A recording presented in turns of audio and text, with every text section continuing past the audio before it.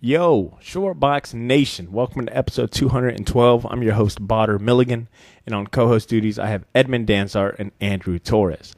Welcome to a very laid-back episode of the Shortbox. We've got no guest plan, no interviews going on, or special themes. We'll be focusing on talking about the new comic releases from this week and a discussion about the new Venom trailer.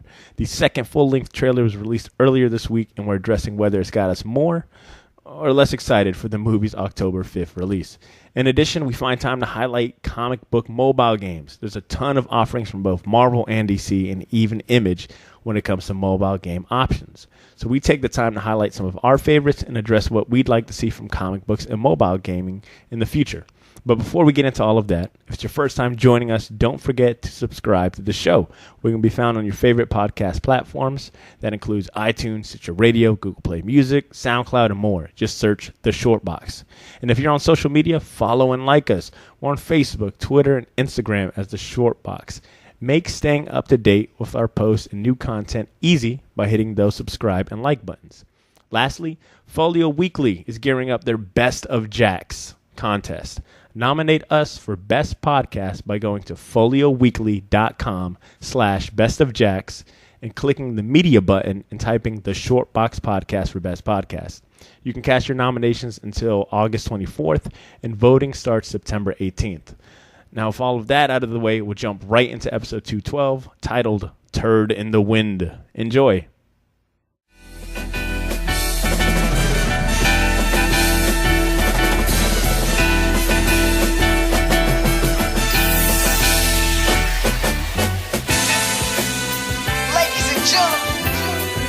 I present to you the Shortbox Season 5.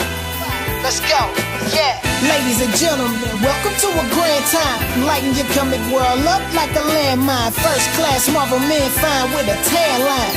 iTunes, the Shortbox, you know my favorite line. Top shelf pop culture, comic book vultures. Supply what you need, elevating for the culture. Who better than we? Jacksonville's best voted.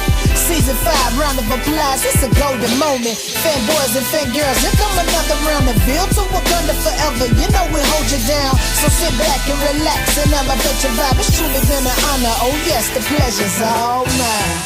Yeah.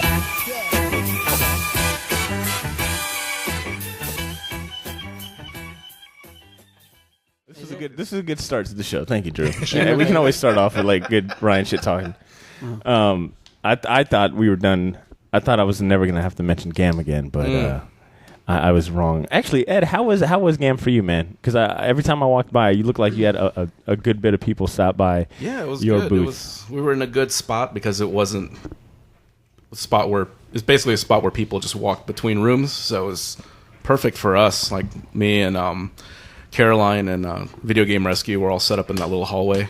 Yeah, but he had like the it looked like the vendors were, it looked like they were cut in half, and he just kept the all-star vendors. So you were among it was the great. all-star It was a fun show. vendors. It was like, oh, it was, dude. That shit he was. said, I think he said it was like $9.50. Drew didn't go. So. Hey, real quick, do you know how many people? Do you know how many people asked me? They were like, "Yo, where's Drew?" And I was like, he couldn't make it." He's crying right now. He's sitting this one out, and everyone was like, of all the shit he talks about Dragon Ball Z, Oh my god. this is the one he doesn't want to be at. Listen. You were missed, but look, I bring that up to say that you were missed. Your but absence. You know how like when was noted. Like you watch a TV show, like you missed a TV show or whatever, and then you look the next day to kind of see spoilers. Like that's what happened. I didn't go to GAM, and my Instagram was just blowing up.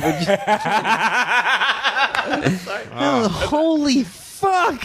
I was just like, oh my god, there's so much shit, and I was just like, yep, and like Terrible. I went to work because I went to work at 4:30 in the morning. It seems like it's still going on. Like, I was, and here's the thing. You know how I know it was fun? Probably was. You know how I know it was After fun? party. It's because that Sunday, when I went to work, like the cars. Like I work at the hotel, so I do valet, and they do a lot of the people from GAM stay at the hotel. Those cars were all fucked as shit. Like that thing was messed up. There were like 30 cars. I'm like, God dang! Like a lot of people went to this shit. Hey man, So. I think Ryan said this one was the most had the most attendance. I think they might have brought in the most money for the charities. Over 900 something. Over 9. Wow. Damn it. It was crazy. Yeah, I almost the next day woke up from my hangover and like wrote a post apologizing for being an asshole when I was dressed up as Hercule. In character. That was kind of shit talking a lot of folks out there. There's a lot of cosplayers that don't fuck with me no more, but it's whatever. Yeah, how'd you like it? I had a blast, man. Mustache kept falling off. Yeah, my mustache kept falling off. It was hot. I will say this: so that there were so many people. I think the AC was like, fuck this. I'm off today. Like, it was warm, but nah, dude, it was a lot of fun, man. We've been to a lot of game events, but I think this one here, man. At one point when I was during the cosplay contest, like all the lights came on real quick, like really quick, and I looked up on the stage, and it was like a sea of people. It was ridiculous how many folks were there. But it looked like everyone was having a good time, and the art this year was like fantastic. Ed, your piece, man, I still stand by it. It was probably the best piece. Which one? The Shinron one. Oh, yeah. How big was that piece? Oof. It definitely tall. It was taller than me by a good margin. Probably 6.5 feet tall. Fuck. Yeah. Damn. A hot minute, right? Yeah, a couple weeks, 2-3 weeks before the show. And then last week me and Mark, the photographer, one of the GAM photographers, hung the show.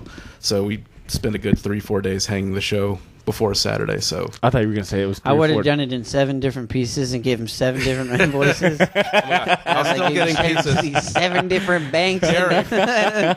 I was still getting pieces. Like, I'm at my table ready to set up, and people are still like, "Oh, can you hang this?" I'm like, "Are you kidding me?"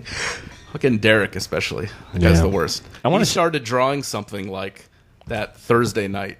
I saw him put up a little video of him just sketching. That's definitely why Ryan hates him. Oh, he's the worst. Derek is the worst. Yo, I do want to shout out to everyone that stopped myself or even Ashley. And maybe yourself too, and that were fans of the show. There was a good bit of people there that were like, "Yo, listen to the podcast," and I had never seen them before. Was Ashley there long? I saw her for a minute, and then she was in and out, man. At least I think she was in and out. I hung out with her for a little bit, and then I left, and then she disappeared. And same thing with Adam too. I saw him in passing. Adam too. That was it. So it was a good event.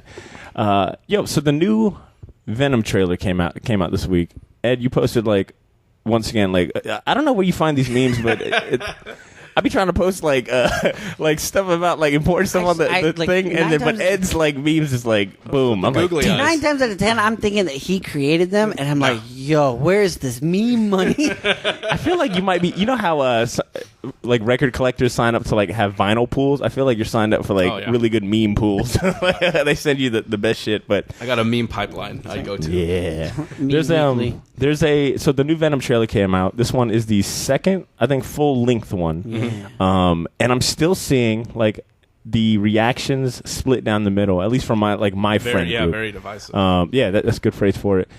This one definitely had way more Venom. I know that was a big concern for the earlier sneak peek, and the first trailer was, this feels more like a psycho thriller rather than a story about an alien symbiote. Yeah.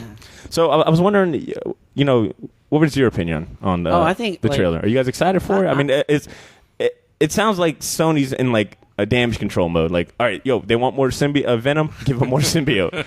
So I mean, is it doing it for you guys? Are you guys going to catch the movie? It comes out October 5th, which is not too far away from us. Yeah. Drew? Oh, I'm stoked on it. I like the fact that they sold it that this is not a hero movie. No, it does not. And I think it's just I was like, okay, this is dope. I'm just treating it. The way that it's all in my mind, in the sense of I've let go, in the sense of give me something kind of that's going to be good, but something not off the cuff, like you're saying, just don't Fantastic for it.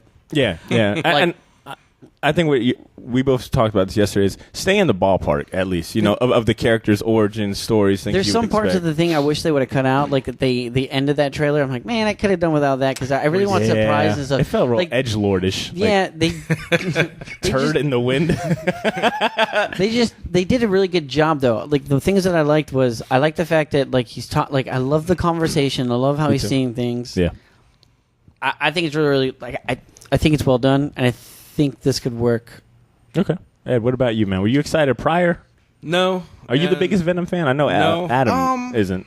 I'm not really a huge Venom fan. I like the design, the monster design, but I've never been a real fan of him because he's one of those 90s characters to me that kind of became so popular they forced him into being a kind of an anti-hero type of character. I think he can be Blade, though. I think this movie, because everybody wants and that's the thing. That's the problem with a lot of these. I mean, I'm sorry to cut you off, man. Go for it. It's just a lot of people are like, I want these big epic crossover movies. Like, I want everything to be blah blah blah blah blah. I'm like, I don't, not necessarily. Like, you can tell a really really good story with like different characters and stuff. It doesn't not now. It necessarily doesn't have to be big crossovers. Like, yeah, but this character for me, he's so tied into Spider-Man. Agreed. With the design and the way he looks, because it's basically the black costume. Yeah. It's hard for me to get over the no Spider-Man and the Venom. I'm real curious to see how this holds up on its own without having any Spider-Man ties, because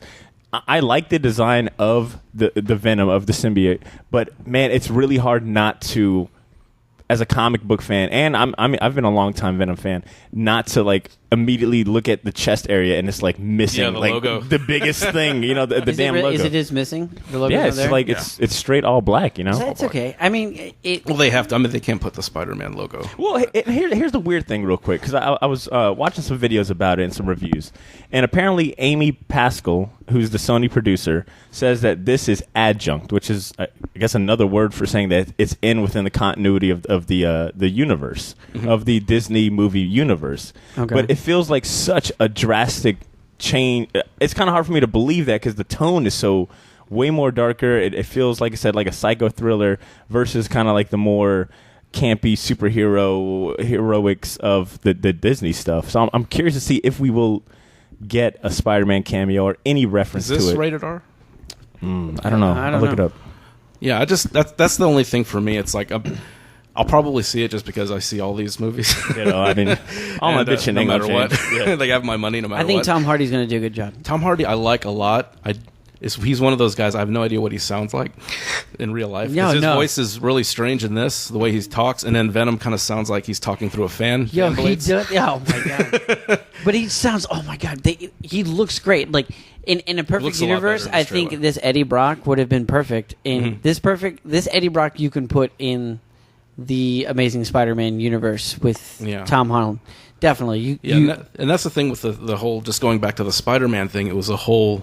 I hate Peter Parker, I hate Spider-Man, kind of fueling this character. That was like his main, you know, his main mission, his main, you know, this is what he did. So it's just kind of seeing him separate. I'm curious how they do it, and curious how, because remember when that Life movie came out a couple years ago? Yeah. And people thought that was like a secret Venom movie. trailer, yeah. It was a symbiote. it could have been. Yeah, and I don't know. I'm just.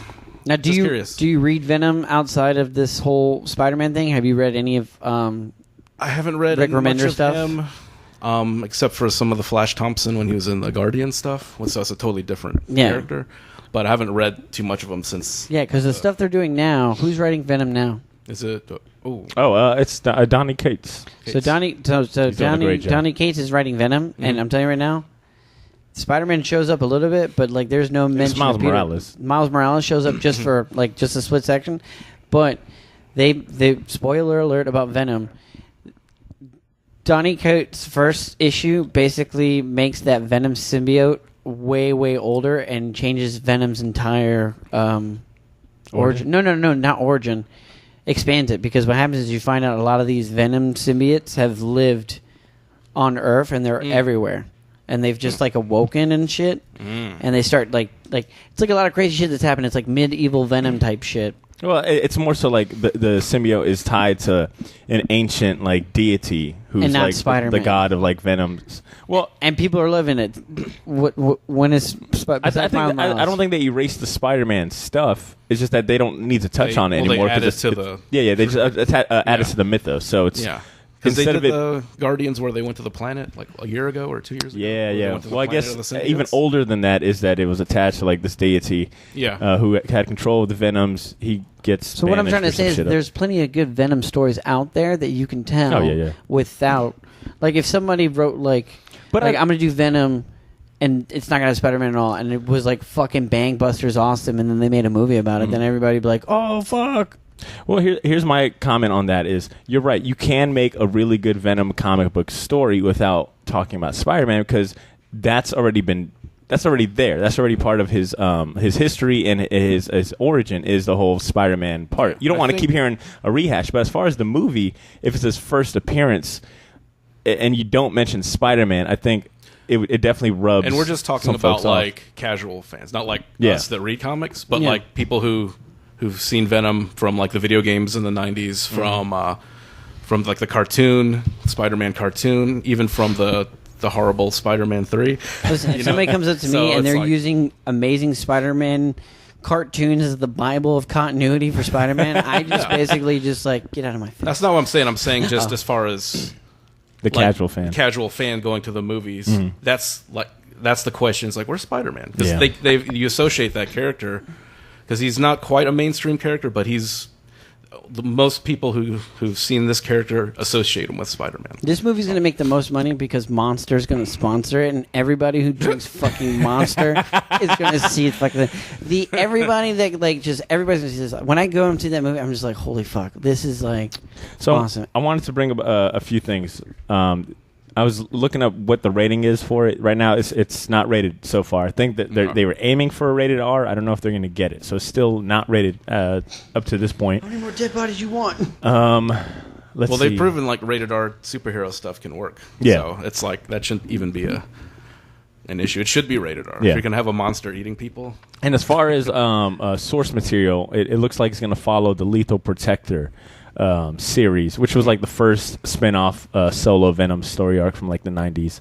And we still haven't seen Woody Harrelson in any of the trailers yet. I know that there was rumors and such about him playing Carnage, but he hasn't appeared in any of the trailers. But you would think with an A-list actor like him, they're going to give him, a nice big, prominent role. But interesting. I am curious to see how he's got to have someone to fight.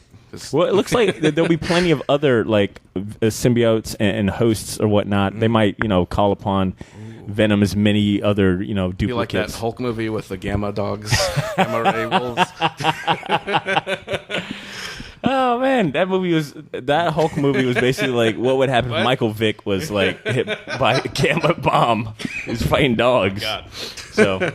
So Drew, you're still saying, it sounds like you're all for the movie. You're okay with it not being attached to the comic books or Spider-Man showing up. You care less. It seems like a cool premise for you, right? Yes. And Ed, you're kind of on the fence. You're not too sure how it's going to do without Spider-Man. Yeah, I'm more curious on how they're gonna approach it. And like I said, I'll see it. I'm not super excited about it. I'm excited at the possibility of seeing how they do this movie without Spider-Man. Yeah. I am kind of on the fence, like, how do you have Venom without Spider-Man? Yeah. But this looks...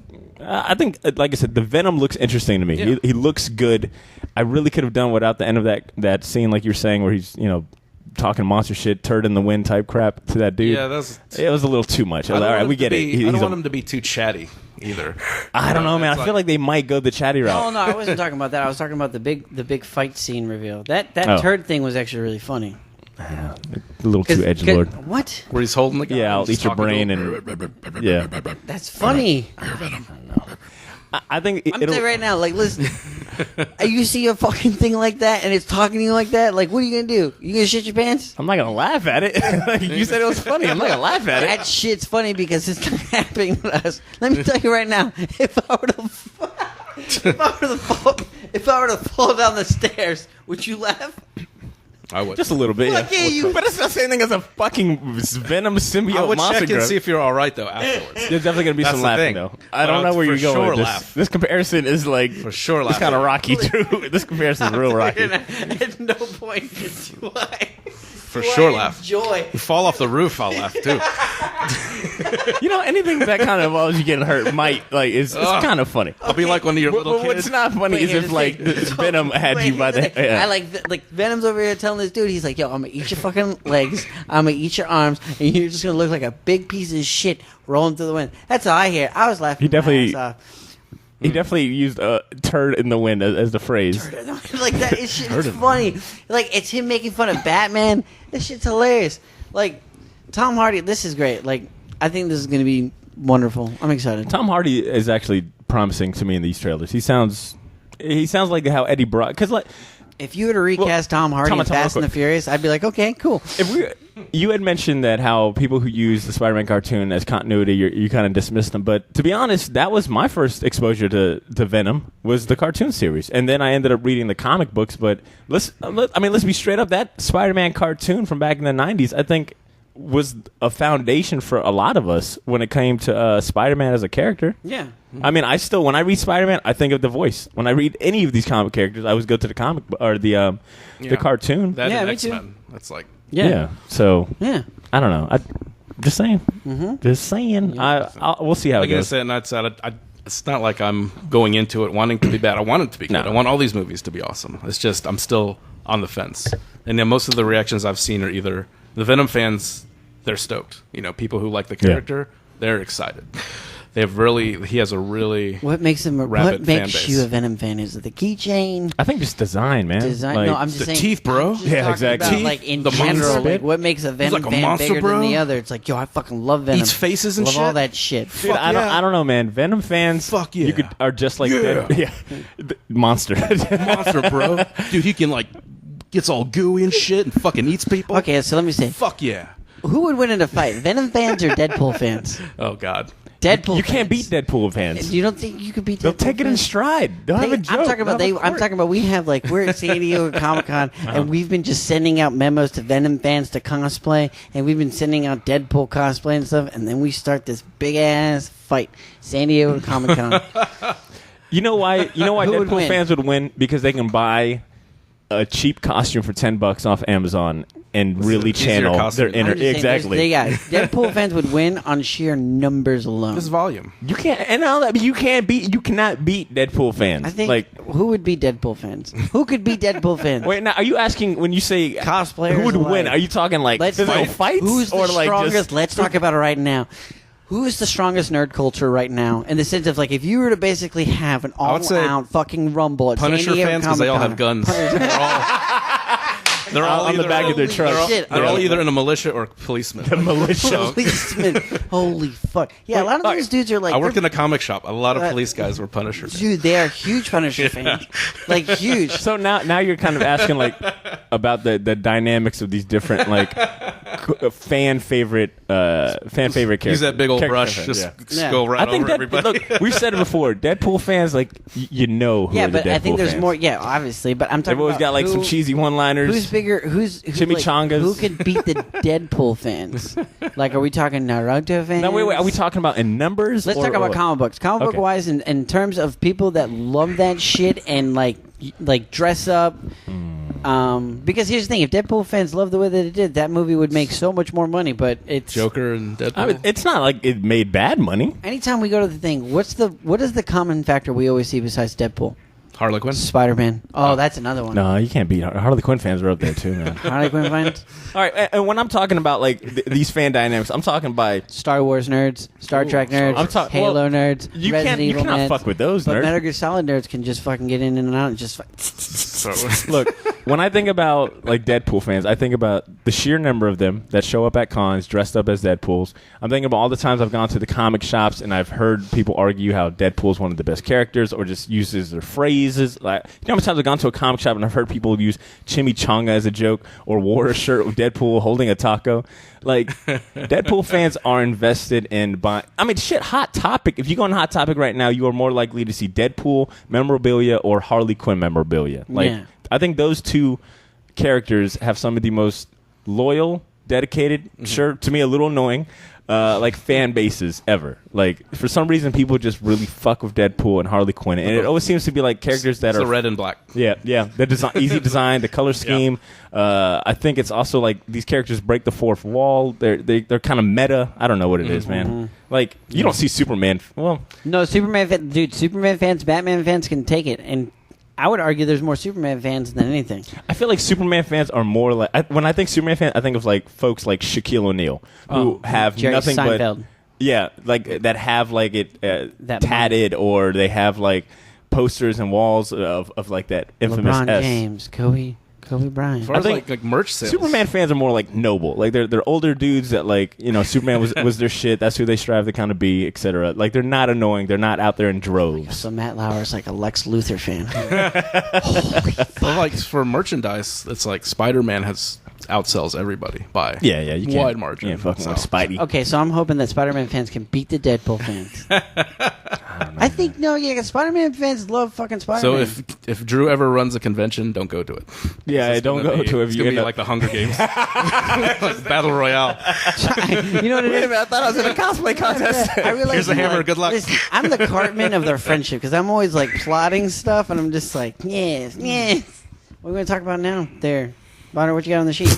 Wow, that. What do Great we got? transition. What do we Yeah, got? we usually try to go for smoother. Oh, we're trying to be casual about this. Is that So over? the other day, it Yo, was look, like the comic shop. Ed, you and Ashley have Drew for 2 weeks. All right, like best of luck to y'all on these Wednesdays. The other thing I've got on our list is You're getting the stink eye now. mobile games. Mobile games, man. I was scrolling through. I think I was sitting like the DMV. I'm sorry, Drew's holding up his cracked, destroyed phone. And I'm telling you right now, folks, if you haven't seen Drew's cracked phone or heard the story, he told on a earlier episode. I think Drew has 30% visibility on his phone, like that you can see on the screen. Yeah. So I was sitting at the DMV earlier this week, and I was like, man, I'm bored. My signal in here is kind of crappy. Let me see what games I've got on my phone to play. And I don't really have much, man. Like, oh, that's just my neighbors, man. They're playing video games. Oh, okay. Oh, they're yelling. Yeah, they're always yelling. Like, they're playing video games. Like, Dude, I'm like, I don't play with that shit because, all right, get back to your mobile game and I'll tell you a game about domestic violence at the hotel today. No, we're not going there at all. Well, my question and point of discussion was, do you guys mess with, like, mobile games and mobile, like, video games and specifically ones that fall into the comic book Well, so like kind of umbrella? I don't ask myself that. I ask myself, and I can't because I'm on the fucking screen. Prior to you destroying your expensive ass phone, I'm talking it like go into your bag and the times before. Like, do you mess with mobile games? Do you play them? Yeah, do you download the only them? mobile game that I fucked with is when the in-store Apple games where it's like basketball or the beer pong thing. Oh, you play those super basic ass games. You don't mess with any like the Marvel games or DC games. No. Why? Is it like just? Because my thing is, like, I'm a creature of habit in the sense of, like, because mobile games, dude, you can get lost for a fucking hour just playing that thing. You can do the same thing playing like a PS4. But that's cool. But in the same, you have your phone everywhere you go. You know how many times I see families that are just on their phone, just playing video games, not talking to each other? Like I'm like self-aware of that shit. So like, you don't mess with mobile games because you don't want to be on your phone longer than you like need my to. thing is like I read, I play video games, and that's even like rare. I only play a niche amount of video games, and then like I read and do stuff like just that stuff. Like no, Okay. that shit's stupid to me. I No, was about to say all these games I'm about to like list. Not- There's not- definitely a market there. For Yeah, it. not stupid. It's just like I don't have time. All right, that's fair. Ed, what about you, man? Have you ever been attracted to any of the mobile games that fall underneath like the Marvel DC umbrella?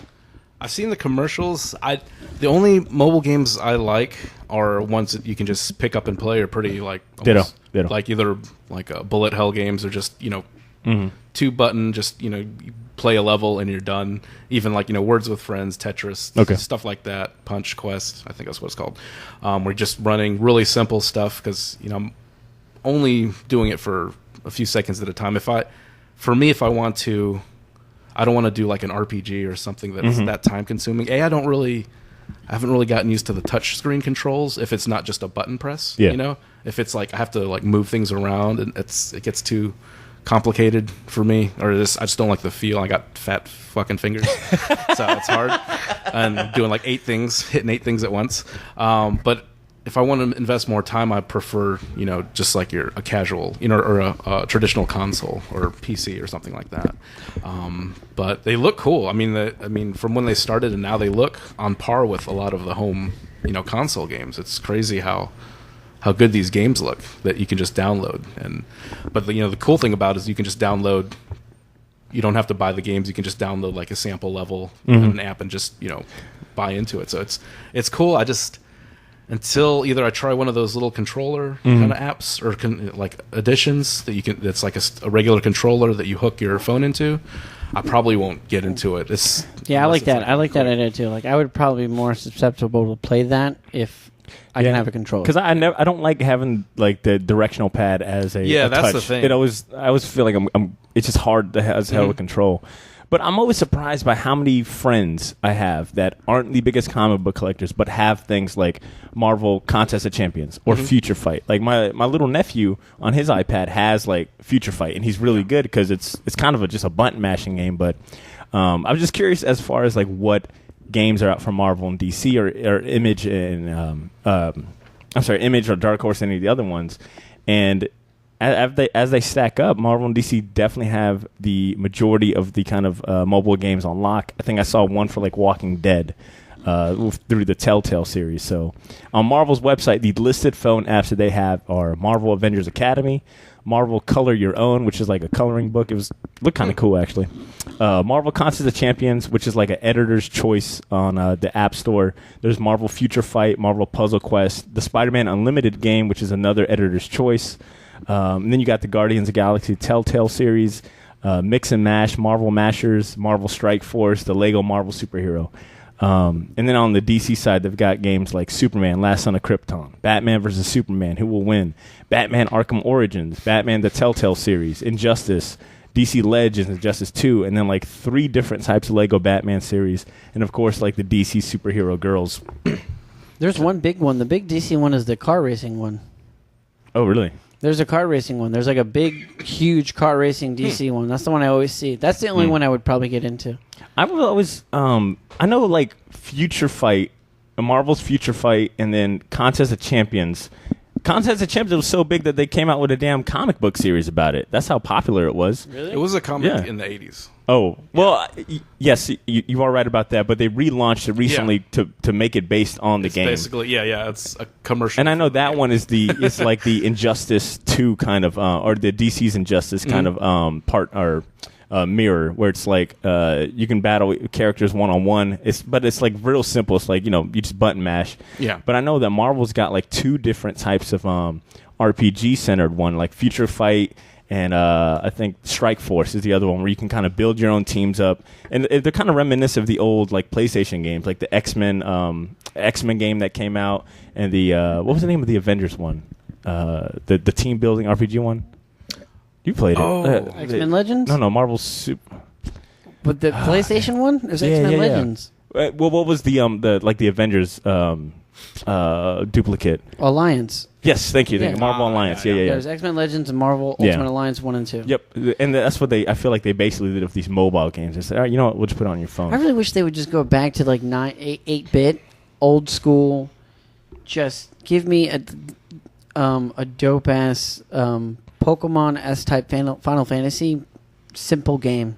Well, I mean, I think that's what they got with like Future Fight and Strike Force. It's like the Final Fantasy kind of build your own roster. You get like 3 characters. They have like superheroes and villains, and it's like turn-based. I believe it's turn-based. There's different point systems, etc., and all that, and you could build your characters up. Like I know folks that mess with these games, like really mess with them. Just like Pokemon? When you say Pokemon, what do you mean? In the sense of like, you're like going around and you find stuff, and then you're fighting like other villains, and then leveling up the characters, and then you'll get like different type of abilities, and then you can upgrade the abilities. Yep. I mean, that's what. And then there's a storyline. Yep. There's a narrative. I think Contest of Champions is the only one where it's kind of, there is a narrative in Contest of Champions, but it's mainly like button mashing fighting game. But Future Fight and like Strike Force are those. Build a team. Like role-playing game. Yeah, role-playing. Build a team. Let me see Strike Force. Sorry. Definitely got to see it. Now I got to see it now. But I was just wondering, with this many video games, I'm surprised none of us, and I don't think, I'm going to go out on a limb and say Ashley and Cesar, I don't think they're into those mobile games like that. I was just kind of curious as to maybe what are the elements of why we're not playing them on a regular basis. I tried. The only mobile game I ended up downloading was Puzzle Fighter, like Street Fighter Puzzle Fighter. Just because it's like one of those, just jump in, play it, boom, this and that.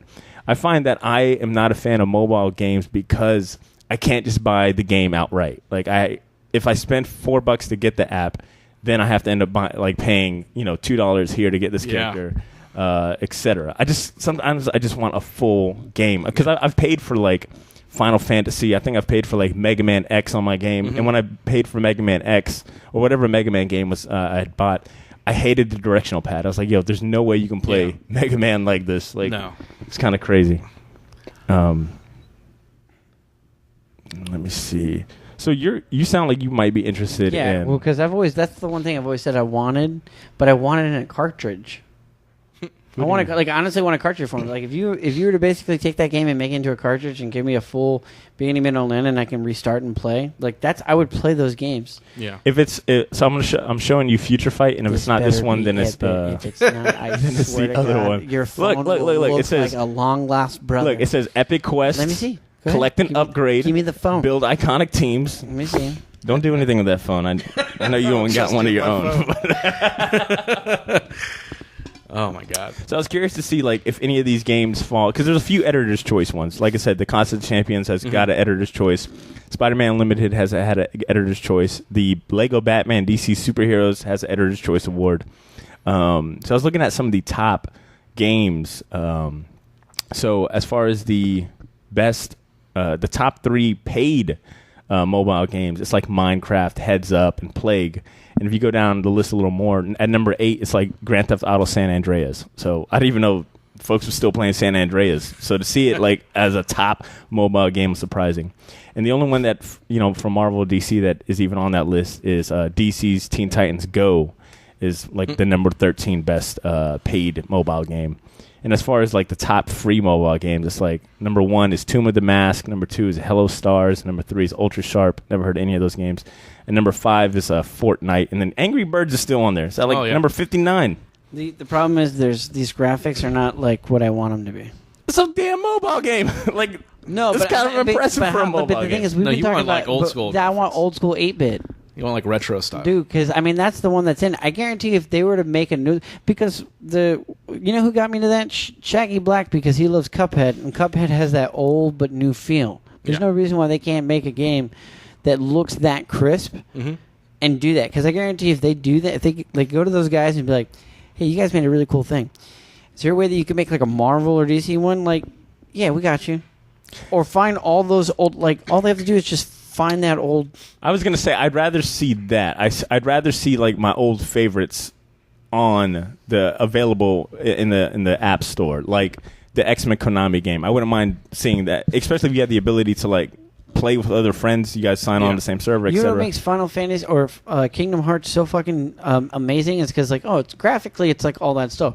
You can take something that's so awesome and then reverse engineer it to make it look as crisp as the first Final Fantasy or the second. Because everybody, I talk to people, they love Final Fantasy 2 and 3. Those games are replayed. Mega Man games are replayed. Why? Why are they replayed? Oh, because not for nostalgia, but like. I think it's definitely nostalgia. I mean, well, you don't like the graphics on those two? They're crisp. no, to me. I like Street Fighter Alpha 3 is still one of my favorites because it's got like that 2D vibe to it, but I don't dislike 5. Have you seen all the? I mean, it's a natural progression of things. But here's the thing: every time they change it, like one of the things they do is like the 2D stuff is so dope, and every time they try to change it and make this like hyper realistic 3D, we're all like, "What the fuck? Like, why did you do that?" Because I think that's just the progression of the technology. The technology is improved. Like, yeah, I love Alpha 3 because it's 2D, the artwork behind it, etc. But I still think Street Fighter 4 was amazing. Yeah. That was like a completely different You shift. have different. Is the types of- cell-shaded stuff. Yeah, you have different types of gamers too. That there's some people that it has to have good graphics. Everything has to look perfect. Like if it doesn't look as good as like the new God of War, it's not. They don't want to play. They'd rather kind of participate like in a movie and kind of control something every once in a while. Yeah. And watch a movie rather than be purely gameplay, which is a lot of the old school games are. Because you're not watching a movie. Well, I just realized that too. Yeah, you're not watching like a 20-minute movie or like a quick time sequence where you're kind of playing but not really. You're just like, okay, press A. Oh, left, like Dragon's Lair. Yeah. Back in the day. So you have like a different type of philosophy. I'm like the same way. I like the graphics. I think they're amazing, but gameplay is the most important thing. So if it's just like Atari graphics but great gameplay, I'm gonna love it. Yeah. If it's God of War and great gameplay, I'm gonna love it. But there's some people who are really just like comics. It's just like anything aesthetics. It's like you have people that are graphics people that the graphics have to be top notch, no screen tearing. It's gonna be great. If there's any little glitch or pixelization, and if you didn't increase or improve on the graphics or animation, then it's a waste of the technology for the damn like the PS4. If nothing but like 2D games and 8-bit games are still around, it's like, well, what the fuck did we upgrade from the PS1? Like, and then there's the thing when like the PS1, because that was kind of like the early 3D stuff, polygon stuff. They would not let publishers make 2D games for a while because they want, this is the new thing, this is the new, even though it was still in its primitive forms, they were saying that's why they made that really shitty Mega Man Legends game, because I think they'd rather make a 2D traditional Mega Man game. But you're kind of I think now people are a little more open, like all these indie developers are making these games and stuff, but I think you're kind of almost like a slave to the technology. You have to show how great these graphics are, and then the industry standard ends up becoming this. Yeah, that's always been like that. But I'm with Drew. It's like the gameplay is the most important thing. Yeah. What I need is basic. This is what I need. I need a Nintendo S-type game. I need either DC or Marvel. Okay. I need you to be a new member, level 0, and you basically go and you're just basically. You level up. Every time you level up, you get D-list superheroes, C-list, and you're trying to make it all the way to A-list superheroes, and those are the powers that you get, and those are the summons that you get. So it sounds like if one of these, whatever, Marvel's Future Fight or any of these other ones had the graphics you're looking for, you'd probably give them a shot. Because the premise sounds very similar to these games. You build up your heroes, you unlock different classes of heroes, etc. But so you're saying it's also responsibility. That's another thing too. Like I'd rather have a cartridge than online for 2 reasons. What? One is because if I do it on my phone, I have this maintenance. How many times do I have to upgrade my fucking phone? Oh, I can't play that. You got to upgrade this. There's going to be this commercial, this app, all this stuff. What if they offered you the ability to pay for a full version? What if that was the free version? Why do you think I downloaded it in the first place? It's not because I have money. It's because I found it in top free apps. I didn't go in-app purchases. I go top free apps. Well, guess what? You beat the game. Cool. Boom. That's it. Now, but the thing is I'm paying $5, but at the same time, like I got to keep upgrading it and all that stuff. I'm like, and that's where my usual gripe comes in. I don't get the full game. It ends up I have to buy 100,000 tokens. I can't. Well, to be fair, they do offer you the ability to. You can play for free. You don't have to ever pay for anything. You're just doing it. You're gonna be progressing slowly. It's gonna cost you family time. Yeah, quality time. I don't know. I level think grind. Looking into this list, it kind of opened my eyes that I don't ever have time to play on my PS4. Like I've got God of War. I have not played it, but. It's probably more feasible for me to play one of these games of my favorite property on the go. I mean, I'm on my phone. If I'm not on, I can sacrifice time on Reddit to, play a game. So you're saying we should stop the show. I've been playing a game the whole time. And then just rename the podcast to In-Game App Review. Oh, and Twitch. Just play one. No, there's already. This probably don't give anyone any podcast ideas. Wow. That's probably a podcast. That's our Twitch now. channel, dude. What are you talking about? Mobile apping. So, Drew, you said what would get you into mobile games. You wanted that nostalgic, 2D style. All of that stuff, full game, etc. I'm behind you on the payment thing. I just want to be able to pay. You need a Nintendo DS. I do have one, and then that's I think I have a Nintendo DS and I have a Game Boy Color. And like I'll go and I'll go either to a flea market. Like I love garage sales, flea markets, or I'll go to actually pawn shops. Don't worry, it's they're good. They're good. What are they talking about? My neighbors are playing whatever the fuck new game is out. It's the equivalent of when me and you are in this room just chilling and yelling at the screen. We're giggling. Well, they're yelling. Sorry, laughing like men. laughing like men. We featured nice one, Drew. Those were some heavyweights we lifted. Pass me a raw egg. Pass me the ale. And Ed, you're saying more so gameplay. You want something that functions well, that isn't hard to control. Are smooth, etc. Yeah, I kind of like Pokemon Go still considered an in-game app or online game. So that one's probably the highest selling one because I see people still to this day walking around. And that's cool. There's meetups. And there's that Walking Dead game that's kind of like that, in that similar fashion. There's also a Jurassic Park one. Jurassic Park one too. Yeah. There's people finding dead bodies and shit. I see where you're going with the nostalgic thing, wanting to play these old games and bring them up, but I also I appreciate, and it might be just because my background. I appreciate this new form of gaming where it's mobile. Because I mean, I'll future go, for sure. My little nephews, are playing these games and getting introduced to these characters at their early age because of these really easy, accessible online games. It's just the way the technology's gone to. More kids are on their phones or have an app or a tablet, and the games are just there. So. I will say, I just looking through it, I am kind of curious about playing one of these like Marvel RPG games, and hopefully I'm just ill-informed. And you're gonna give it a week, or what's your process gonna be? I ain't gonna lie, I downloaded like Street Fighter Puzzle Fighter that when I was at the DMV, and I've played it maybe like once or twice. The only game I ever seen you hype, I think you actually championed it. Is the Mario game. That Mario Run game was so what happened to it, man? I beat it. Like, that's it. There's probably more content. See if there's probably a sequel. No, I stopped it because I was like, I'm like my work is falling by the wayside. Like my boss was like, I just remember you like late to things. And like Barter comes in like Clark Kent, like just like sorry, just there was a like tugging in his shirt and shit, and I'm just like, oh hey, how's it going? And then like Mom will walk away for a second. I'm like, motherfucker, you were playing fucking Mario? No, it wasn't.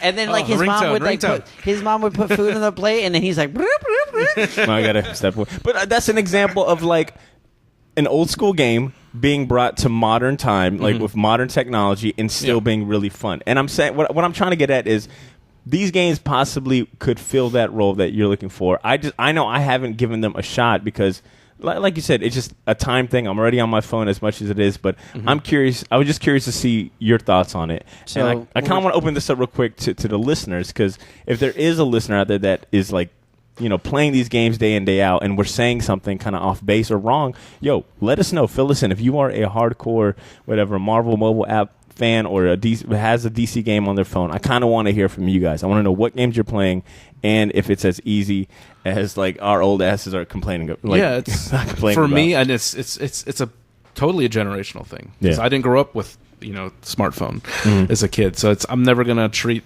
this as like a console. It's never going to take the place of a console, of a Game Boy or a PlayStation. That's my thing. I do have the games. I have a handful of games, but they're all like super casual, pick up and play, type of titles. If you're down for it, you can pick one of these games and we can give it like a week shot. See like how we go about it.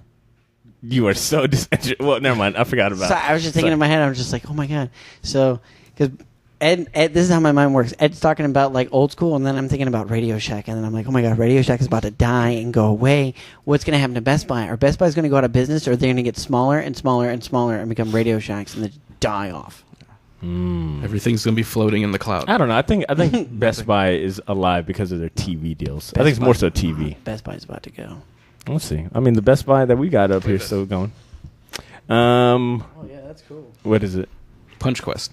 It's like a 2 buttons, like one. Dude, don't tease him, man. His phone ain't got the capability. I'm trying to see. There's games out there that kind of fit. Actually, pretty cool. Isn't it?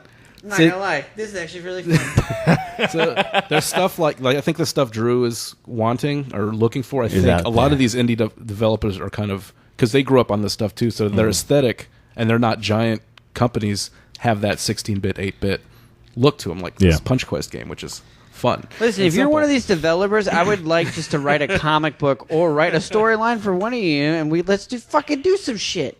Wow. Dude, there's no way that listen, you can create a character get that for out this of his shit. hand. Jesus Christ, listen, there's no way that this cannot be an online comic book. I would like to know more about this shit. It's fun. Yo, real quick, last topic before we go on break. New comics came out this Wednesday. Did you guys read anything from this week's releases? Yes. Ed, what you got? Give Drew time to think of some bullshit. Drew, you're the one. Oh, come on. I know. I know. I read there is a new, just a silly book, Rocksteady and Bebop, kind of a road trip type comic. It's from IDW. Yes. Okay. They got all the good properties. That sounds like a movie. It's a road trip, and it's very I like the art style, and it's very crazy. It's silly. It's got I think Wingnut's one of the toys from the 80s, and basically it's like a road trip. They're trying to get back to the Foot Clan, and they start to turn back to human, towards the end of the comic book. So it's kind of it's a mini series, it's a fun series if you like turtle stuff. I like those characters. Did issue 1 come out this week or something? Just came out. And if it's mini, it's like what, 4 or 6 I think issues? 4 or 6 issues. Yeah. Okay. Most of the IDW spin-offs are usually like 4 to 6 issues. That Infinity War 1. Is it Infinity War? Yeah, it's Infinity War. That is excellent. Really? I was kind of hesitant about starting that only because it's sort of like with Secret Wars. I'm always like, what's up with the naming conventions? Why still use like this naming convention? And it's Deodato, you have those flashbacks of Secret War. Who's writing that? Do you know? Duggan. Yeah. Oh, Duggan. Okay. It's really good. They have a council, like the meeting of all the people who have the stones now. And I haven't kept up with Marvel in the last few months, so I guess Turk has the Mind Stone somehow from What? Daredevil. Yeah. All right. So I'm like looking at Turk, the Daredevil's informant. Daredevil. Yeah. He gets beat up. Yeah. He ends up having the Mind Stone, Yep, right? Mind Yeah. Stone. Do you have to read because I know that prior to number 1, it was like the countdown series. Yeah. Yeah, All that stuff. It's good. It's written well. Yeah, I didn't read that. I just picked this one up because I like Deodato's. Did you feel lost at all? Only thing I looked up was how Turk got the stone, because Fair. that's the only That is thing pretty, that was like it's like Captain Marvel, Star Lord. Yeah, there was a Daredevil issue where he gets the stone. Huh. So it's and Turk brings like Typhoid Mary, Bullseye. It brings this like C-list crew About the squad. to the meeting to Doctor Strange's meeting of all the people that have a stone. It's weird, but it makes sense because all these characters exist in the same plane. That's the thing. At first, I was weirded out by it, but then the more I thought about it, it's like this is how you can kind of connect like these cosmic superheroes to these, the like Street lack of heroes. better words, like the Netflix group, the Marvel Knights kind of group of characters. So yeah, that had a really good setup. Damn. Okay. And Let's give that a shot. I don't know if I want to spoil it. Yeah, it's first issue. Spoiler alert. So Okay, well, I'm going to go over my I won't spoil it then. All But right, no the spoilers. ending's really it's. I didn't think out because like you said, that naming convention is like, Exactly. we like infinity'd out. Yeah. It's very interesting how it started out. I'll give it a shot, man. Like I said, that was one that I was going to just kind of overwrite naming convention, and I was like, what else can you tell about like the Infinity Exactly. stuff? But And I this got it, actually and it was sounds pretty kinda- much like I got it because I like the guy's art. It was like, oh, this is cool. I like his art. So you're still a fan of Deoda's art? Yeah. Because I know recently he's moved more into like computer generated, or he does more on the computer. Yeah. And I know like my favorite Deodato stuff was like the Thunderbolt series he did with Warren Ellis, and I still occasionally like really kind of fuck with his art. But so the art period sold you first. Yeah, I'm a fan of his stuff, so Okay. and it's beautiful. And I Right. mean, it's kind of in that vein of the Secret Wars type stuff, like very dark, very detailed. But yeah, there's some like photo elements in it, but he does it well enough to where it's not obvious, Okay. or it's not like a picture and they just. I'll probably give it a color shot, man. over. That, Yeah, the it's premise good. alone sounds like. I mean, that curveball of Turk is Yeah, actually because like really they interesting. have like the little intros and as like and then Turk, and I was like, is this a new character I don't know about? Yeah. I didn't even think it was Turk from Daredevil. Word. Okay. What about you, D? You got anything? You read anything this week? Shaking my head new. Another one is it's a Dark Horse comic called The Seeds #1. It's Hawkeye David Aja, and I forgot the lady who wrote it. She's wrote a bunch of stuff. Daredevil. And Nosita? Yes, No, that's it. Nocenti? What? Yeah, Let me see what's her name. very awesome. Kind of a And I was just doing the work? yeah, all of it. Doing the lettering, artwork. You said it's Daredevil? What is it? Color. The Seeds #1. Oh. Wait, that's the image book? Dark Horse. Dark Horse. Dark Horse. Yep. 4-issue miniseries, so that already What? so that makes me happy already. It's Gorgeous. beautiful. Did you bring it with you? I don't have it with me. I can pull it up. I got it on The digital. the digital. I'll show it to you. Monochromatic art, so it's kind of like a gray, black and whites with like kind of like a green tint to it. Very like sharp darks and lights. And then they do the 9 grid, the 9 panel pages, which is great. So did you read this panel by panel, or did you turn it off and just read it page by page? Panel by panel. Panel by panel? Because they do a lot of cool transitions with shapes and stuff like that. Shit, okay. And it's cool because the book stands out because it's like a B graphic.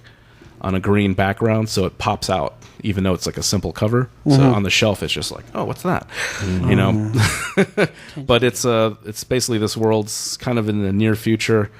There's this wall, and there's people on one side of the wall, or people who've kind of given up technology, kind of gone off the grid, and people on this one side of the wall are, are just, it's like, current times. So, and you're not really sure what's going on the other side. And there's a journalist who kind of wants to get the story on what exactly is going on over there, but it's like a militarized zone.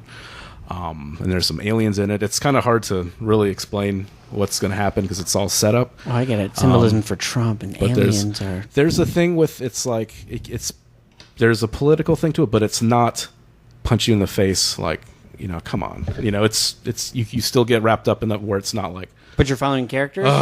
One character or just a journalist? Two, I think, as far as the setup, there's like two main protagonists. There's a group of aliens that are collecting like different things from Earth, like kind of archiving different genetic material and stuff like that. Not really sure, know what's why. I think this one character has like a fling with a human and kind of gets attached, and there's that thing, but they don't really get too far into that. You just kind of, it's like a one-page type of thing. So that character and this journalist character, and her boss is, she's like, I want to know the truth behind everything, and it's like, this is not what we're here for. Damn, okay, I want to read this. We're not. This is, this, and they use like terms like clickbait. So it's like and the writer, she's a journalist background. So, yeah. So there's like a little, there's the things like, look, you give me a clickbait article that makes me money, I'll let you write your opinion pieces that nobody cares about.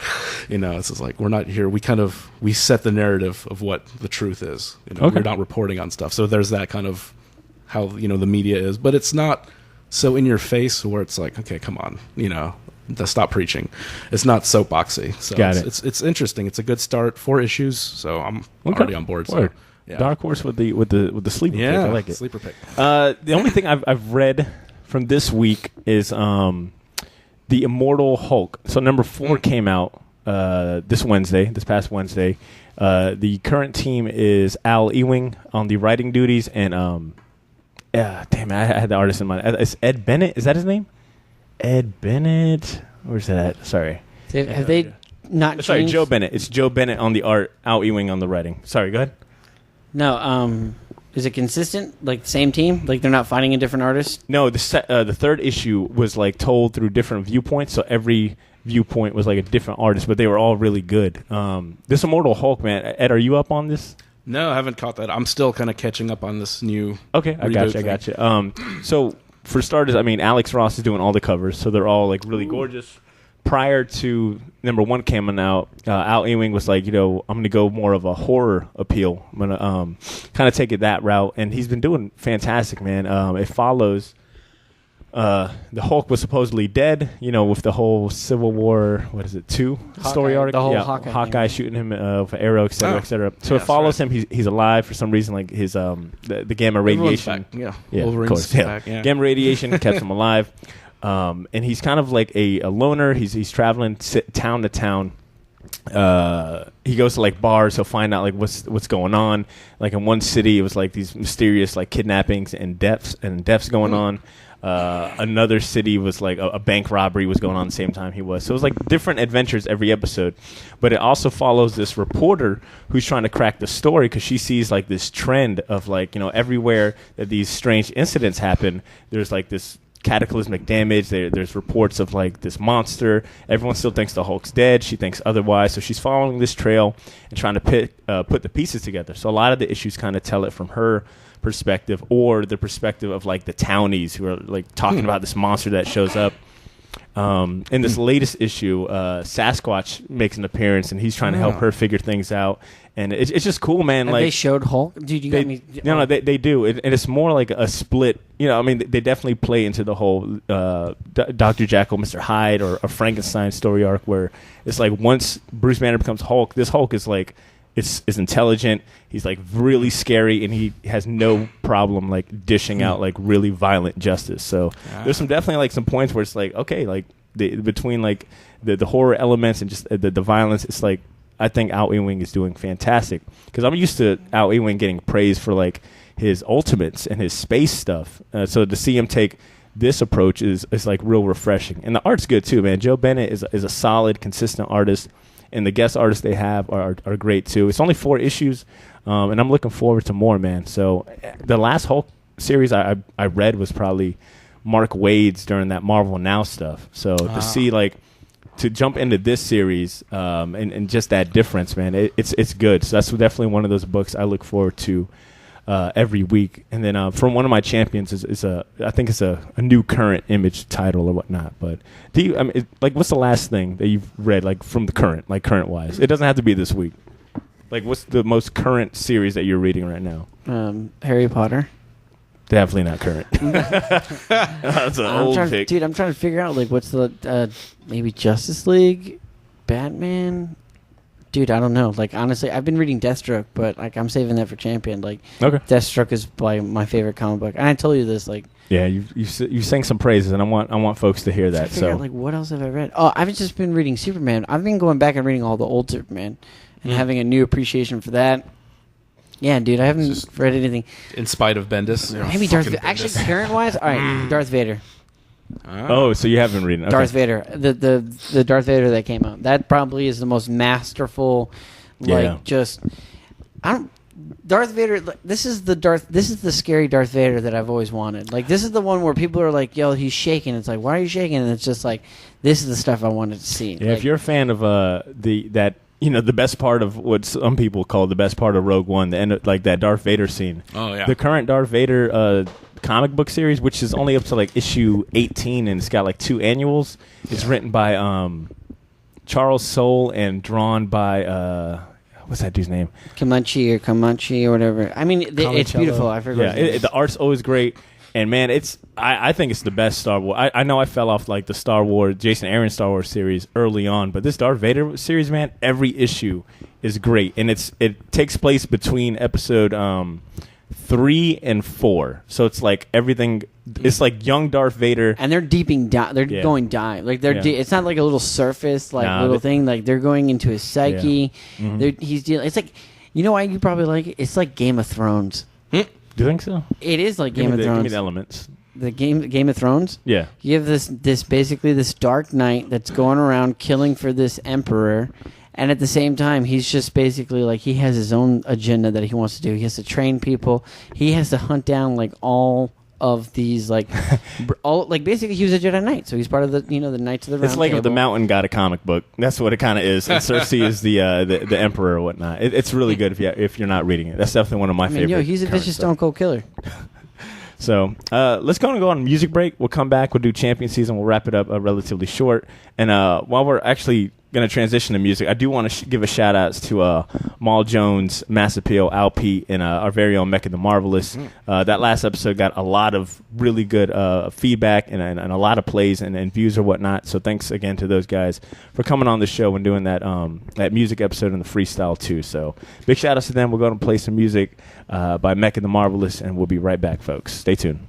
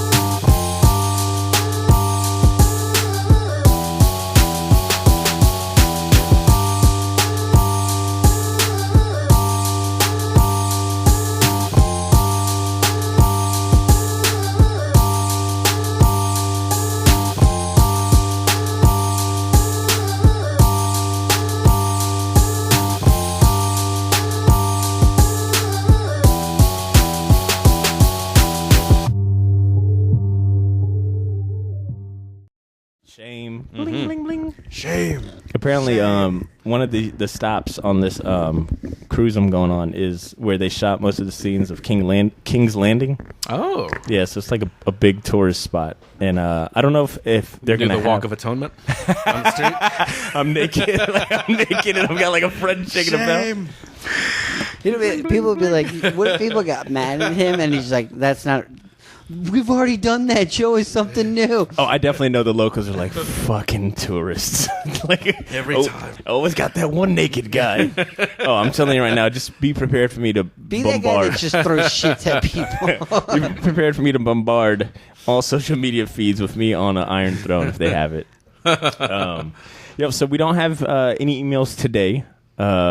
I do want to say if our listeners have comment, gripe, a champion to share, or even want to provide their input on any of the topics, whether it's their opinion on Venom or their opinion on comic book themed mobile games, they can shoot us an email at theshortboxjacks@gmail.com. I am kind of curious to find out what are the comic book centric games people are playing and what's the appeal for it, because I do want to kind of broaden my entertainment options. So let's just go ahead and jump into our champion season.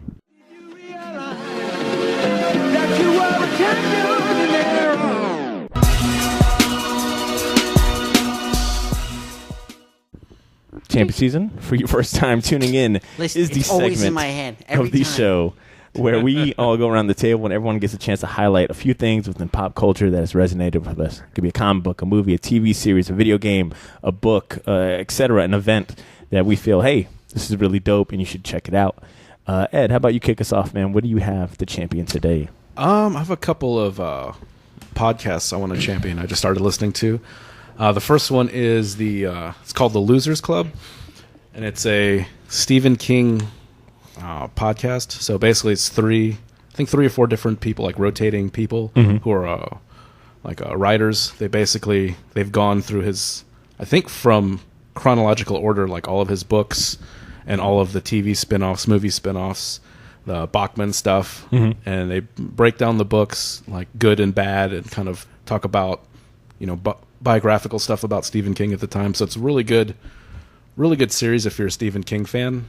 And then now that the Castle Rock has come out, so that's been the last few episodes have been on the new Castle Rock show. What is Castle Rock? It's kind of like, I guess, I haven't seen it because it's on Hulu, so I don't have Hulu. But the premise is basically it's Castle Rock is kind of like this made up town, Stephen King made up in Maine. This is from Maine, so it's like kind of like where the Stephen King universe is. So it's basically a show, and it has a lot of nods to all the different. I don't know the main story. They've been talking more about like the Easter egg stuff in these episodes. So it's basically Easter eggs of all like different characters, from all his different books. So this is kind of like a show based in the Stephen King universe of books. Is Stephen King involved at all? I think he's like a producer. Okay, but, word. Yeah. Oh, that's kind of dope. So, and then another one is called Unpulled.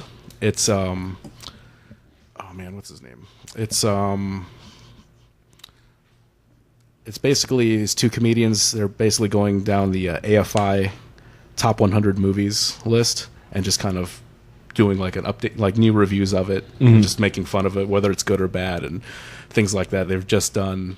I think they're going in order too. They've like the last few episodes. They've just done like the Platoon, King Kong, Shawshank Redemption. Comedian Paul Scheer, he's on like a lot of those VH1 shows like We Love the 80s or We Love the 90s, things like that. Bald guy, kind of goofy looking. Oh yeah. Yeah, so he's one of the comedians on that. Those two are recent, and I'll champion. I talked about it. The Seeds #1. I think that's something unique, and you should check it out if you want something that's kind of non-superhero in comics. So definitely check that out. Good champions, man. Yeah, because I'm at a point where I'm taking in all like show suggestions because I just finished Game of Thrones. So now I'm kind of like in that weird zone of like, well, what the fuck do I watch now? So it's like some suggestions I've gotten has been like, yo, start Westworld.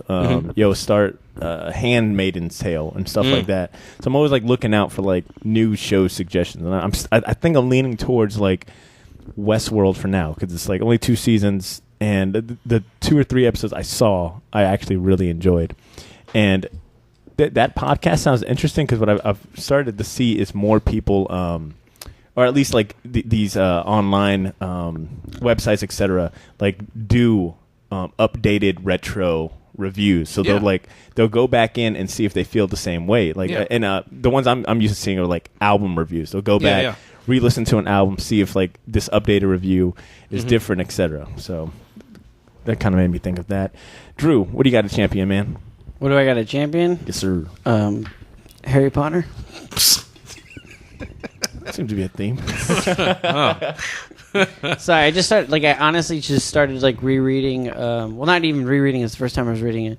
Oh my God, Goblet of Fire and stuff. And I've just been like just going like chapter by chapter. I'm just like in it right now. I don't want to spoil it for people that have just watched the movie, I guess. I think you're definitely fine. I'm just, this book is dealing with so much crazier, like, in-depth stuff that I'm just think it's crazy in the sense of, like, things you can pick apart. Like, in this book right now, spoiler alert, is Hermione's, like, diving deep into, like, elves' rights and stuff. So, yeah, so basically, Dobby's a free elf, but you find out, like, most elves in Harry Potter world are all slaves. Like, basically, they don't get paid for anything.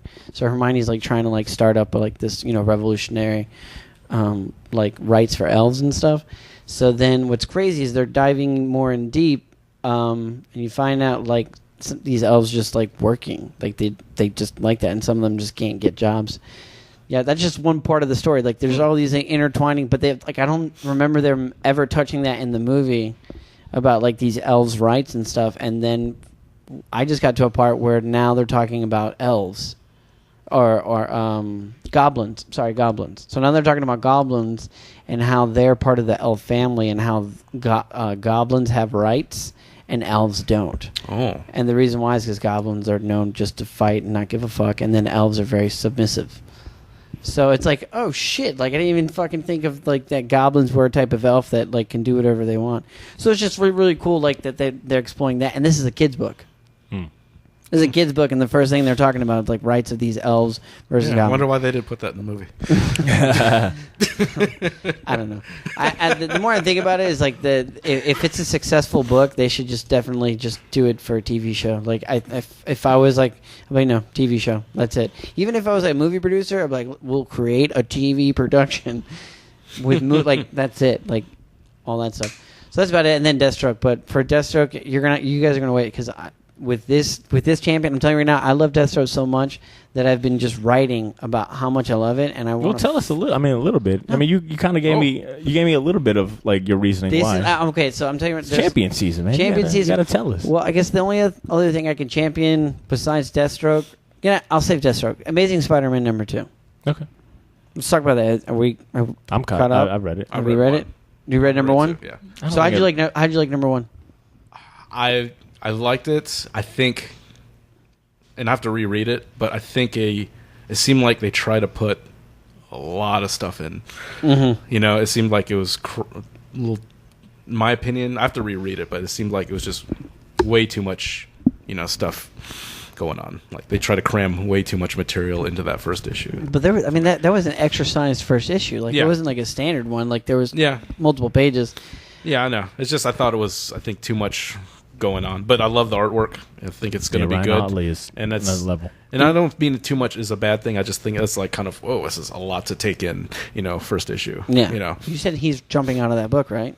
Say it again. Isn't Ryan Otley not drawing Spider-Man after this? No, I think he's on it for a good bit. Somebody said, I forgot. Somebody had told me. I forgot it was somewhere, and they're like, "Yo, Ryan Otley's not drawing Spider-Man. He's jumping off after issue 6 because he can't keep up with the." It's possible. I haven't. It's definitely possible, but I think they moved them. It's not like working for Image. Yeah, I thought they grabbed Ryan Otley from freelance to Marvel, so that way they could definitely utilize him. But I think he can put out work. Yeah, and he's been known to be consistent. I don't think he can do it twice a month though. Yeah, that's the thing. I think what happened with Treadmore on Ghost Rider, because I think when we went to Heroes a few years ago, he's too much, man. He said it was too much, way too much.